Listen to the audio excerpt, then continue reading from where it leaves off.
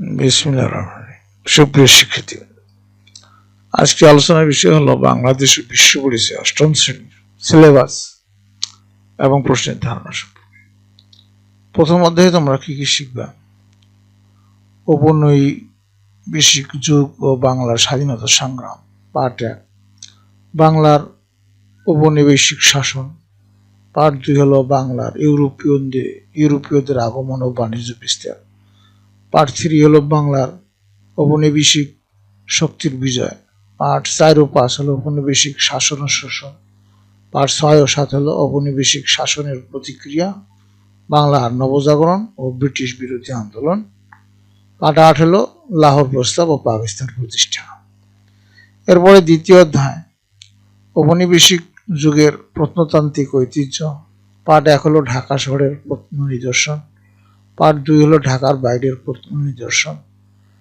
তৃতীয় অধ্যায় থাকবে বাংলাদেশের মুক্তিযুদ্ধ। পার্ট 1 হলো সশস্ত্র মুক্তিযুদ্ধের পটভূমি। পার্ট 2 হলো 25শে মার্চের নরকীয় হত্যাযজ্ঞ। পার্ট 3 হলো স্বাধীনতার ঘোষণা। পার্ট 4 হলো মুক্তিযুদ্ধের প্রস্তুতি ও অস্থায়ী সরকার গঠন। পার্ট 5 হলো মুক্তিবাহিনীর গঠন ও কার্যক্রম। পার্ট 6 হলো মুক্তিযুদ্ধে বিরোধী শক্তি। পার্ট 7 হলো মুক্তিযুদ্ধে দেশীয় বিদেশি সহযোগিতা। পার্ট 8 হলো যৌথ বাহিনীর নেতৃত্বে চূড়ান্ত যুদ্ধ। পার্ট 9 হলো গণহত্যা নির্যাতন। পার্ট 10 হলো পাকিস্তানি বাহিনীর আত্মসমর্পণ। এরপরে চতুর্থ অধ্যায় বাংলাদেশের অর্থনীতি। পার্ট 1 হলো মোট দেশজ উৎপাদন। পার্ট 2 হলো বাংলাদেশের দেশজ উৎপাদনের বিভিন্ন খাতের অবদান। পার্ট 3 হলো বাংলাদেশের মানব উন্নয়ন। পার্ট 4 হলো মানব উন্নয়ন সূচক। পার্ট 5 হলো বাংলাদেশ ও উন্নয়নশীল কয়েকটি দেশের তুলনা। পার্ট 6 হলো প্রবাসী আয় ও রেমিটেন্স। এরপরে পঞ্চম অধ্যায়ের থাকবে বাংলাদেশে রাষ্ট্র ও সরকার ব্যবস্থা। পার্ট 1 হলো সরকারের শ্রেণী বিভাগ। পার্ট 2 হলো বাংলাদেশের সরকার পদ্ধতি। পার্ট 3 হলো বাংলাদেশের রাষ্ট্রীয় মূলনীতি। পার্ট 4 হলো বাংলাদেশের সংবিধানের প্রধান বৈশিষ্ট্য। পার্ট 5 হলো বাংলাদেশের সরকারের বিভিন্ন অঙ্গ ও কাজ। পার্ট 6 হলো স্থানীয় সরকার কাঠামো ও কার্যাবলী। পার্ট 7 হলো সরকার পরিচালনায় সুশাসন। এরপরে ষষ্ঠ অধ্যায় বাংলাদেশের সাংস্কৃতিক পরিবর্তন। বাংলাদেশের সাংস্কৃতিক পরিবর্তন ও উন্নয়ন ধারণা। পার্ট 2 হলো সাংস্কৃতিক পরিবর্তন ও উন্নয়নের বৈশিষ্ট্য। পার্ট 3 হলো সাংস্কৃতিক পরিবর্তন ও উন্নয়নের বিভিন্ন দিক। পার্ট 4 হলো বাংলাদেশের প্রেক্ষিতে বিভিন্ন সাংস্কৃতিক পরিবর্তন ও উন্নয়ন। পার্ট 5 হলো বাংলাদেশের সাংস্কৃতিক পরিবর্তন ও বিকাশের ধারা। এরপর সপ্তম অধ্যায় সামাজিকীকরণ। পার্ট 1 হলো সামাজিকীকরণে বিভিন্ন প্রতিষ্ঠানের প্রভাব। পার্ট 2 হলো সামাজিকীকরণে বিভিন্ন উপাদানের প্রভাব। পার্ট 3 হলো বাংলাদেশের গ্রাম ও শহরের সামাজিকীকরণ প্রক্রিয়া। পার্ট 4 হলো ব্যক্তি সামাজিকীকরণে তথ্য যোগাযোগ প্রযুক্তি গণমাধ্যমের ভূমিকা।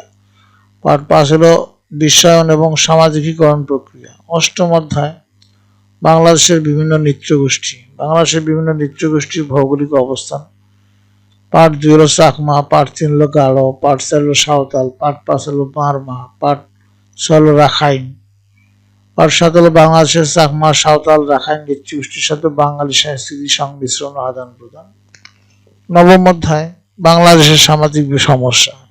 পার্ট 1 হলো কিশোর অপরাধের ধারণা ও কারণ। পার্ট 2 হলো কিশোর অপরাধের প্রভাব ও প্রতিরোধ। পার্ট 3 হলো মাদকাসক্তির ধারণা কারণ। পার্ট 4 হলো মাদকাসক্তির প্রভাব প্রতিরোধ। দশম অধ্যায় বাংলাদেশের জনসংখ্যা উন্নয়ন।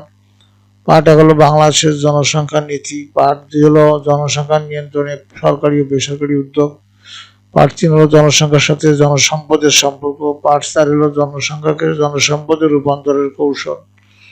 একাদশ অধ্যায় হলো বাংলাদেশের জলবায়ু ও দুর্যোগ মোকাবিলা।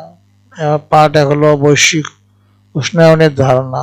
পার্ট 2 হলো বৈশ্বিক উষ্ণায়নের কারণ প্রভাব। পার্ট 4 ও 5 হলো বিভিন্ন ধরনের প্রাকৃতিক দুর্যোগ। পার্ট 6 হলো প্রাকৃতিক দুর্যোগের কারণ।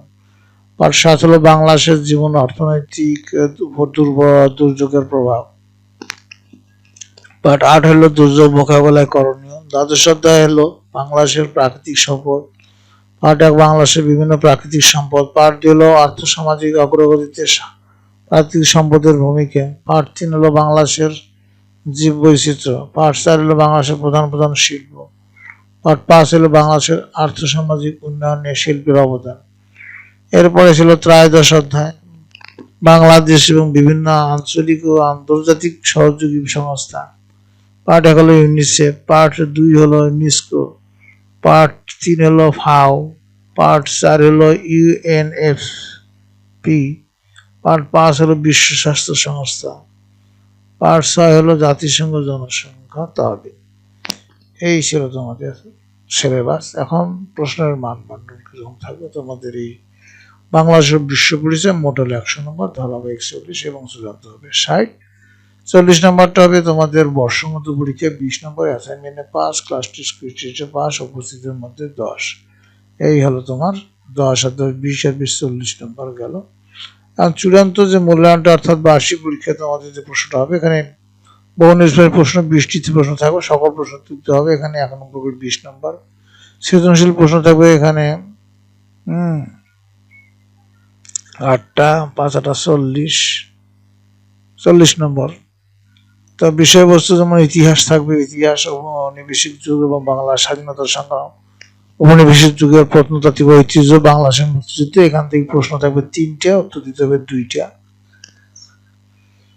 তাহলে এখানে তোমার এই যে 2টা প্রশ্ন দিয়ে তোমার 5 2 এবং 10, 5 নম্বর করে থাকবে। এই যে এখানে তোমাদের এই যে দেখানো যাচ্ছে যে বাংলার সমাজ বিজ্ঞান, বাংলাদেশের সাংস্কৃতিক পরিবর্তন, সামাজিকরণ, বাংলাদেশের সামাজিক সমস্যা, বাংলাদেশের বিভিন্ন নৃত্যগোষ্ঠী। এখান থেকে প্রশ্ন হবে 3টা, দিতে হবে 2টা। এখানেও 5 2 10 নম্বর।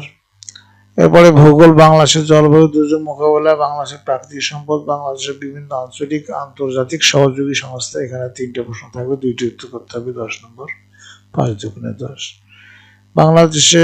বাংলাদেশের অর্থনীতি ও বাংলাদেশ রাষ্ট্র সরকার ব্যবস্থা, বাংলাদেশের জনসংখ্যা উন্নয়ন। এখান থেকেও 3টে প্রশ্ন থাকবে, দিতে হবে 2টি প্রশ্ন আনসার। তাহলে হলো এই 5 2 10। তাহলে এখানে যে 2 2 4 2 6 দিয়ে 8টা প্রশ্ন, এই যে এখানে 8টা প্রশ্ন, 5 নম্বর 40 নম্বর। আর এখানে ছিল 20 নম্বর, 20টাতে 20 নম্বর। এই ছিল 60 নম্বর। এখন তোমার প্রত্যেকটা প্রশ্ন কত নম্বর থাকবে? প্রত্যেকটা প্রশ্নের মধ্যে থাকবে ক খ গ ঘ থাকবে। একটা নেবে ক থাকবে জ্ঞানমূলক, হাফ থাকবে। খ থেকে অনুধাবনমূলক, এখানে 1 থাকবে। গ হবে প্রয়োগমূলক 1.5 এবং ঘ হবে উচ্চতর দক্ষতা, এখানে 2। তাহলে টোটাল মোট নম্বর হবে 5 নম্বর। আর তোমাদের সব হলো জাতীয় শিক্ষাক্রম পাঠ্যপুস্তক বোর্ড বাংলাদেশ কর্তৃক প্রণীত বাংলাদেশের বিশ্ব পরিচয় 8ম শ্রেণী। এই বইটা তোমাকে ফলো করতে হবে।